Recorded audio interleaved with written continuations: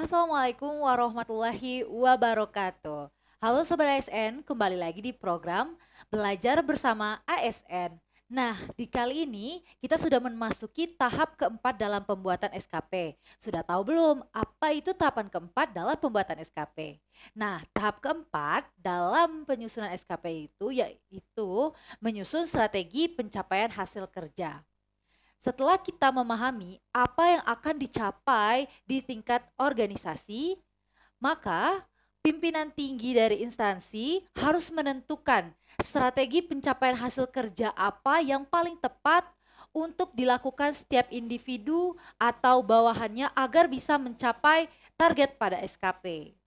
Nah, strategi pencapaian hasil kerja itu dapat berupa output, outcome, dan juga layanan. Dalam menyusun strategi pencapaian hasil kerja ini, kita itu tidak bisa sama setiap instansi karena berbeda terhadap perbedaan jenis, kondisi, struktur, dan bidang pekerjaan. Sehingga setiap pimpinan tinggi dari instansi harus menentukan metode apa yang paling tepat. Nah, di sini kita sudah tersedia ada dua metode, yaitu metode cascading langsung dan metode cascading tidak langsung. Metode cascading langsung dan metode cascading tidak langsung ini dapat digunakan untuk strategi pencapaian hasil kerja oleh anggota tim kerja dengan tim di bawahnya. Jadi bukan hanya bisa digunakan oleh pimpinan tinggi untuk di bawahnya, tetapi bisa tim kerja menggunakan metode ini juga.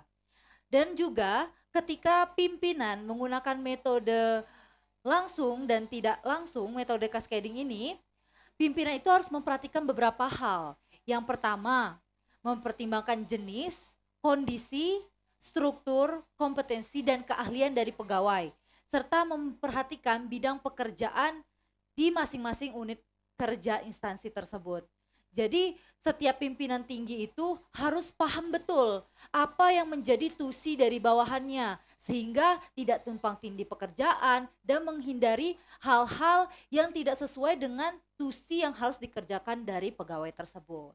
Sahabat SN, agar lebih paham lagi, saya akan menjelaskan tentang metode cascading langsung.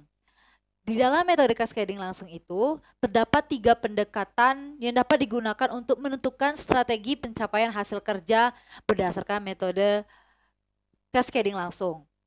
3 pendekatan tersebut adalah pendekatan pembagian aspek, pendekatan pembagian wilayah, dan pendekatan pembagian beban kerja kuantitatif. Nah, setiap dari kita itu harus memahami dulu apa itu pembagian aspek, apa itu pembagian wilayah, apa itu pembagian beban target kuantitatif. Yang pertama, pendekatan pembagian aspek. Ini bisa digunakan jika keberhasilan atau indikator kinerja individu pimpinan dipecah menjadi dari aspek, komponen, unsur, kriteria, tahapan kunci dalam menghasilkan suatu produk. Misal, kita langsung memberikan contoh ya, sahabat ASN.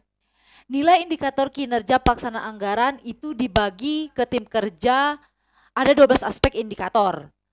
Dalam pelaksanaan anggaran yang terdapat dalam Peraturan Menteri Keuangan Nomor 195/PMK 05 tahun 2018. Nah, dalam tahapan menghasilkan produk peraturan perundangan tersebut sesuai dengan peraturan yang berlaku, itu kan ada berapa tahapan? Ada perencanaan, penyusunan, pembahasan, pengesahan, penetapan, dan pengundangan. Sehingga pejabat pimpinan tinggi itu memiliki indikator kinerja individunya adalah persentasi penyelesaian peraturan dengan target yang disahkan atau ditetapkan. Jadi setiap ketua tim di bawahnya itu harus memiliki peran di dalam mencapai indikator individu dari pimpinan tinggi tersebut. Contoh, pegawai di bawahnya itu ada yang menyelesaikan draft rancangan peraturan yang siap untuk dilakukan pembahasan. Demikian juga dengan bidang-bidang yang lain. Dia harus membahas tentang peraturan perundangan misalnya. Terus ada juga yang melakukan pengesahan. Jadi dari setiap komponen tim kerja itu harus mengambil peran. Tidak harus satu tim kerja menyelesaikan satu target kinerja individu dari pimpinan, tidak, tetapi tim kerja itu boleh dibagi-bagi agar bisa mencapai target kerja dari pimpinan atau tingkat organisasi, seperti itu. Untuk yang kedua adalah pendekatan pembagian wilayah kerja. Nah, kita langsung contoh ya dalam pembagian kerja ini. Jumlah instansi pemerintah yang menerapkan sistem manajemen kinerja kategori minimal, baik dibagikan kepada seluruh tim kerja di wilayahnya berdasarkan wilayah 1. Jadi kita ketika menentukan pembagian wilayah ini, kita harus membagi wilayah terlebih dahulu. Tim kerja ini meliputi wilayah 1, ada Jawa dan Sumatera. Wilayah 2 ada Kalimantan, Bali, dan Nusa Tenggara. Dan yang ketiga ada wilayah Papua, Maluku, dan lain sebagainya, seperti itu. Dibagi wilayah-wilayah kerjanya. Sehingga ketua tim wilayah 1 memiliki indikator kinerja, jumlah instansi pemerintah yang menerapkan sistem manajemen kinerja kategori minimal baik di wilayah 1. Dan begitu juga berlaku untuk ketua tim wilayah 2 dan wilayah 3. Jadi setiap pegawai ataupun anggota di bawahnya itu dibagi per aspek wilayah ketika ingin mencapai target dari hasil kerja individu pimpinan tinggi ataupun dari satker tersebut. Selanjutnya ada pendekatan pembagian beban target kuantitatif. Nah, hal ini dimaksudkan untuk membagi beban pada ukuran keberhasilan atau indikator kinerja dan target pada individu kerja kepada seluruh pegawai. Misal contoh ya. Indikator kinerja unit kerja kita adalah jumlah produksi perikanan budidaya memiliki target 10 ton. Targetnya ada 10 ton ya. Setiap indikator kinerja dan target tersebut dibagi ke masing-masing tim kerja. Misal, kepala seksi dari bidang budidaya air tawar mendapatkan target 5 ton produksi perikanan dari sektor air tawar. Kemudian, kepala bidang budidaya perikanan air payu mendapatkan target 5 ton produksi perikanan dari sektor air payau. Begitulah contohnya. Nah, kalau misalnya di Kemenak, kan kita ada nih target tentang penyuluhan yang terbaik, penyuluh terbaik nih. Nah, itu bisa dibagi menjadi beberapa beban target kuantitatif itu. Untuk tahun ini misal dibagi ke beberapa target wilayah kerja atau dibagi berdasarkan kebutuhan dari indikator-indikator penilaian penyuluh tersebut. Selanjutnya yaitu pendekatan pembagian beban target kuantitatif. Pendekatan ini dimaksudkan untuk membagi beban pada ukuran keberhasilan atau indikator kinerja dan target pada unit kerja kepada seluruh pegawai. Jadi kita langsung masuk ke contoh saja. Nah, di Perkin yang ada di kantor Kementerian Agama Kabupaten Kepahyang ini kan, kita ada yang namanya meningkatnya kualitas penerapan reformasi birokrasi. Itu adalah target yang harus dicapai oleh organisasi. Sehingga pimpinan harus mampu membagi kerja pada tim di bawahnya. Dari meningkatnya kualitas penerapan reformasi birokrasi, tingkat organisasi harus mampu membina beberapa satuan kerja untuk menerapkan atau peningkatan zona integritas. Sehingga pimpinan harus mampu untuk membagi kerja setiap bawahannya agar mencapai tahapan dalam peningkatan zona integritas ini. Misal, dalam zona integritas tersebut ada 6 yang harus dicapai. Sehingga setiap pimpinan harus mampu membagi setiap aspek itu kepada bawahannya dengan sesuai tusi yang mereka kerjakan. Seperti itu. Strategi pencapaian hasil kerja yang diperoleh dari metode direct cascading berkontribusi secara langsung terhadap keberhasilan rencana hasil kerja pimpinan. Jadi, yang dimaksud metode cascading secara langsung ini, apa yang dihasilkan oleh bawahannya itu adalah langsung mendorong keberhasilan dari pimpinan atau unit organisasi. Nah, selanjutnya adalah metode cascading tidak langsung. Tadi, ketika metode cascading secara langsung, berarti apa yang dikerjakan oleh pegawai di bawahnya berdampak langsung terhadap pencapaian hasil dari pimpinan unit kerja. Nah, sedangkan metode ini, apa yang dikerjakan oleh bawahannya itu tidak berdampak langsung terhadap pencapaian kerja, tetapi mendukung, mendorong pencapaian hasil kerja pimpinan. Pendekatannya ada dua, yaitu pendekatan layanan, berfokus pada penerima layanan, dan yang kedua adalah pendekatan secara output antara. Untuk lebih jelasnya lagi, saya akan memaparkan kepada teman-teman bagaimana kinerja atau bagaimana strategi pencapaian hasil kerja melalui word block agar bisa mengidentifikasi strategi pencapaian hasil kerja tersebut. Oke Sobat ASN, agar lebih memahami bagaimana tahapan keempat tersebut, kita menggunakan word block untuk mengidentifikasi strategi pencapaian hasil kerja. Nah, di word block ini ada beberapa poin yang harus kita persiapkan terlebih dahulu, yaitu apa yang menjadi judul inisiatif strategi pencapaian indikator kerja utama, pemilik strategi, waktu pelaksanaan, tujuan. Ada juga indikator dan target yang diintervensi, pihak-pihak yang terlibat, penerima manfaat, dan juga anggaran.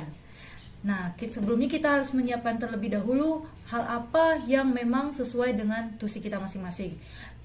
Kecuali di bagian anggaran. Di bagian anggaran ini boleh untuk tidak kita input, seperti itu.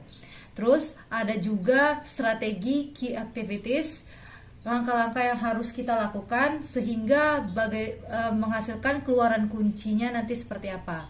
Nah, langsung saja dengan contoh yang pertama. Kita mengambil contoh judul inisiatif strategi pencapaian IKU, yaitu pemanfaatan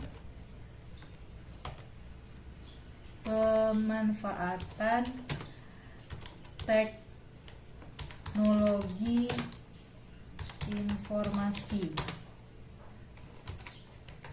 aplikasi SIMBG.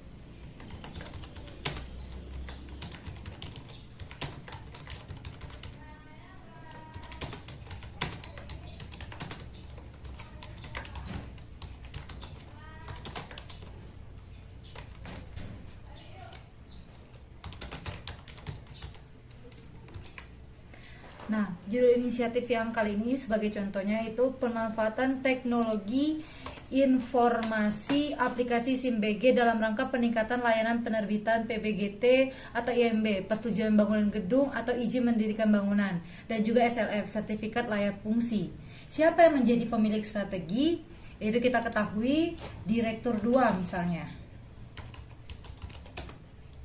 Direktur 2. Kapan waktu pelaksanaannya kita bisa targetkan, entah itu 6 bulan, entah itu 1 bulan, entah itu 1 tahun. Jadi disesuaikan dengan kondisi kebutuhan setiap instansi. Terus tujuannya, apa tujuan dari inisiatif strategi tersebut? Yaitu untuk mengetahui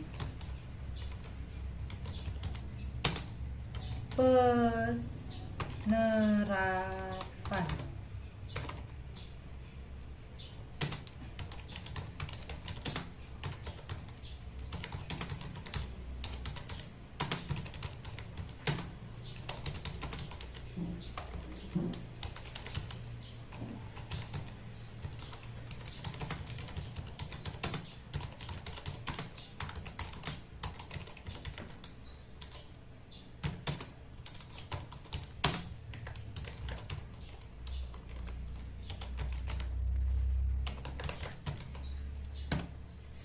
Nah, tujuannya itu mengetahui penerapan peraturan tentang bangunan gedung dalam penyelenggaraan bangunan gedung oleh pemerintah daerah atau kabupaten atau kota.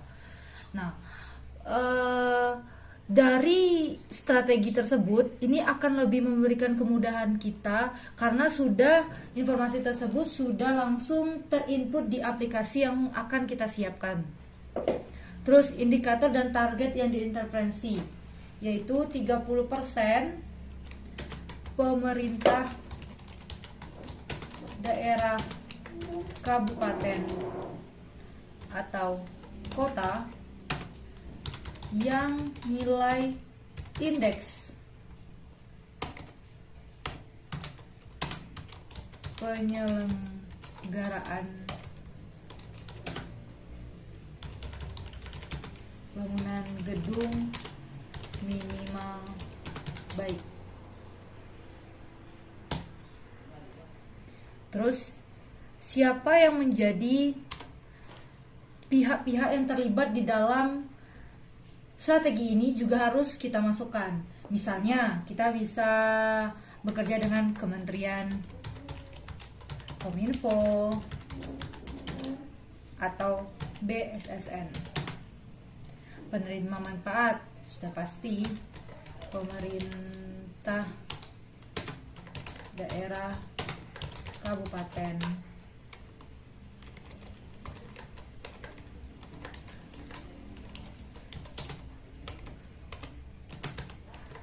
Kabupaten atau kota. Anggaran ini tadi bisa kita masukkan atau tidak masalah kalau di bagian anggarannya, penjelasan anggaran. Terus untuk strategi apa yang bisa dilakukan secara rutin, dia tuh ada dua tindakan ya strateginya. Ada strategi yang rutin untuk dilakukan, ada yang transformatif. Nah yang rutin itu meningkatkan kepuasan masyarakat atas layanan PBG, IMB, dan SLF dengan membuka layanan pengaduan atau konsultasi terkait bangunan. Nah ini poin penting dari tersebut adalah meningkatkan kepuasan masyarakat. Meningkatkan kepuasan masyarakat dengan membuka layanan pengetahuan atau konsultasi terkait bangunan tersebut. Terus langkah-langkah transformatifnya.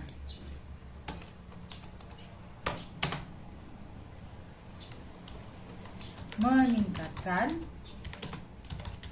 jumlah bangunan gedung yang memiliki PBG atau IMB dan SLF dengan SLF dengan memastikan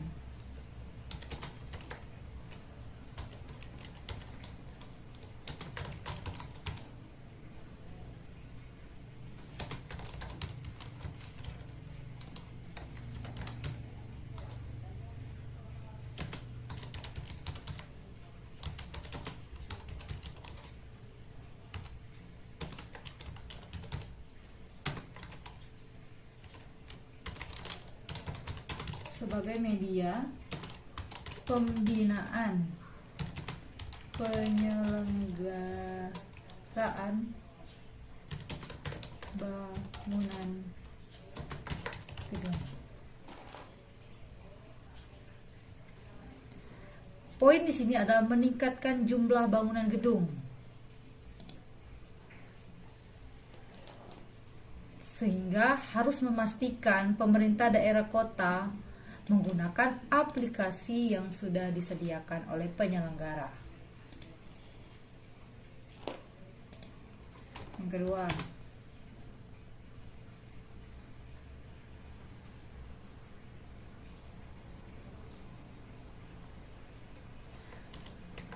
meningkatkan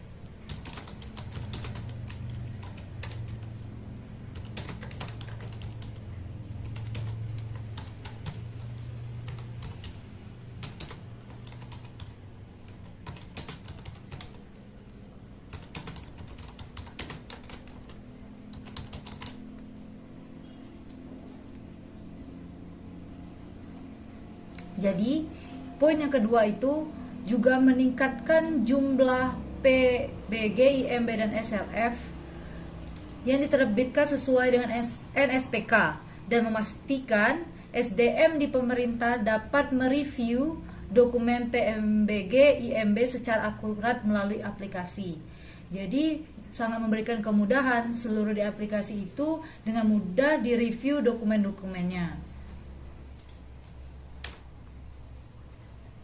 Yang ketiga,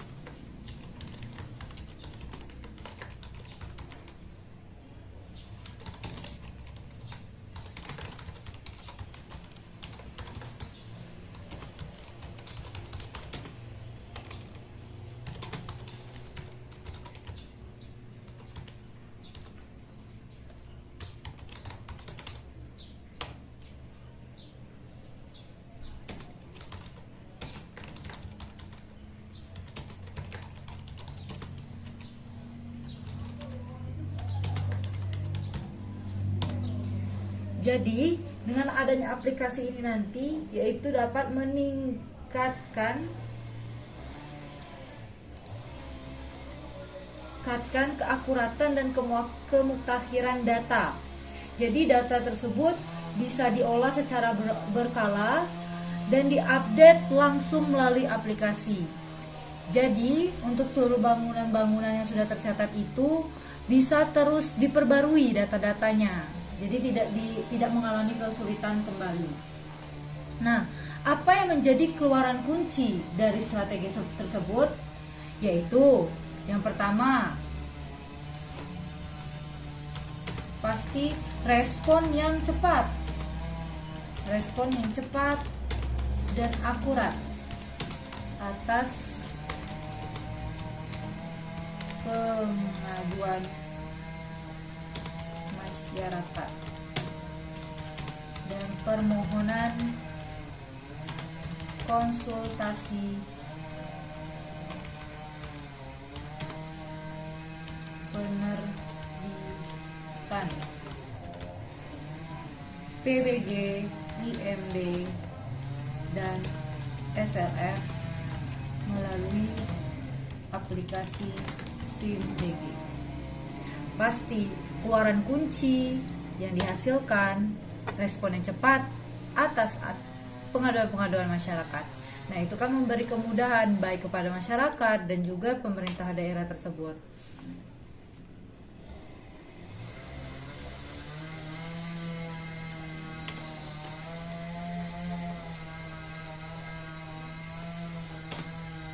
Terus juga tersedianya aplikasi SIMBG yang reliable dan user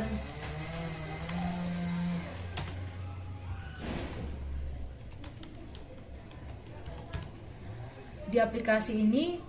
Selain memberikan kemudahan, aplikasinya juga memberikan kolom-kolom informasi yang akan membantu para user agar lebih memahami apa yang menjadi penjelasan informasi-informasi dari aplikasi SIMBG tersebut. Dan yang terakhir,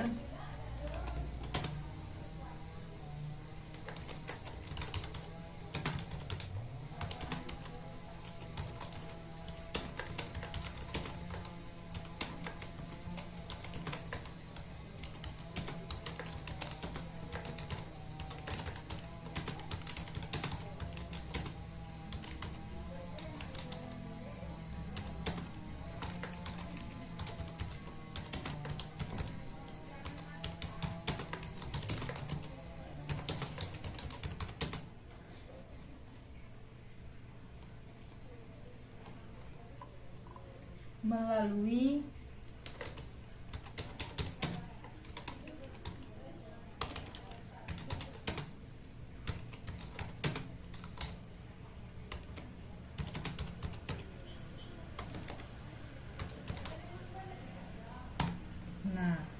dengan adanya aplikasi itu juga akan bisa semakin banyak pegawai dari dinas-dinas terkait yang bisa melayani penerbitan PBG atau IMB dan SLF melalui aplikasi tersebut secara tepat dan akurat. Baik Sobat ASN, demikian contoh dari pengerjaan workblock. Nanti ke depannya kita akan memberikan contoh langsung dari kementerian kita sendiri. Untuk kali ini kita sudah memberikan contoh secara umum. Nanti pengembangannya akan kita berikan di pertemuan-pertemuan selanjutnya. Untuk saat ini sebatas ini dulu pemahaman kita. Saya akhiri, wassalamualaikum warahmatullahi wabarakatuh.